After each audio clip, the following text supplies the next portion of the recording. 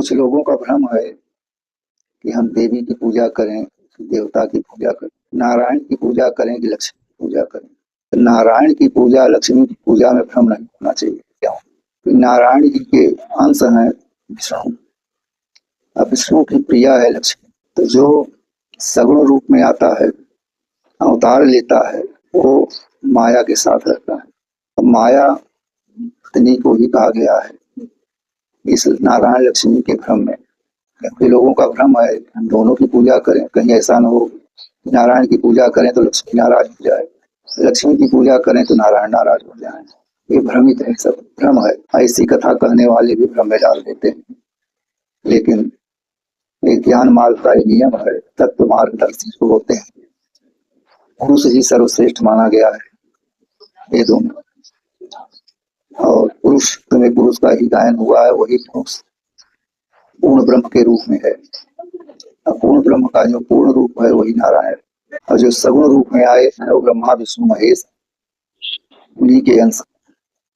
तो लक्ष्मी की अगर पूजा करते हो तब भी नारायण की पूजा होती है, रामकृष्ण की पूजा करते हो तब भी नारायण की पूजा है, ब्रह्मा विष्णु महेश की पूजा करते हो तब भी नारायण की पूजा है। चाहे देवी की पूजा करिए अथवा देवता की पूजा करिए, सब नारायण ही को जाता है।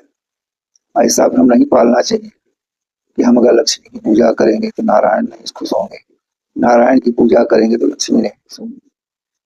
क्योंकि नारायण ही सर्वोच्च है, उन्हीं के आदेश का सब पालन करते हैं। और जो नारायण को खुश कर लिया वो तो कैवल्य की साक्षात प्राप्ति कर लेता है। उससे जरूरत क्या है धन की, माया की, मोह की, ज्ञान का? वो तो सर्वश्रेष्ठ हो जाता है। लेकिन मिलता कहाँ है कैवल्य पद? ये परम पद है जो सब धाम नारायण के धाम पर ले जाने वाला है। लेकिन ये कठिन मार्ग है निराकार। सगुण में आप आराधना करेंगे तो सरल नहीं है सगुण में, लेकिन थोड़ा राहत इसलिए है, इसका स्वरूप है, ये अपने रूप को दिखाता है। जिसका मूर्ति बनती है, फोटो बनता है, उससे थोड़ा आकर्षण तेजी से बढ़ता है। उसे आकर्षण को, उस आकर्षण से मन के अंदर ऐसा भाव बन जाता है वो प्रिय लगने लगता है। और जो चीज, जो पदार्थ, जो जीव, जो रूप प्रिय लगता है वो मिल भी जाता है। तो अगर हम राम में प्रेम करते हैं, उनके शरणागति हो जाते हैं, हाथ उठा देते हैं कि हमारा कोई नहीं, तो सारी क्रियाएं राम को पूरा करके और आपको मोक्ष प्रदान करते हैं। वही क्रिया नरसिंह की भी है और वही क्रिया कृष्ण की।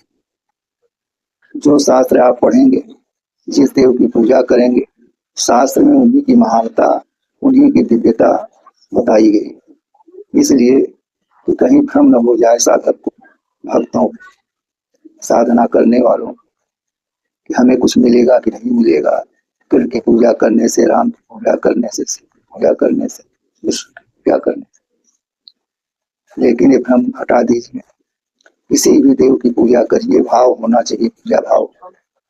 और सारा आपका जो है पूजा का जो मूल अर्थ है वो नारायण जी होता है, और नारायण जी की कृपा से पूर्ण लाभ प्राप्त होता है। जय श्री नारायण।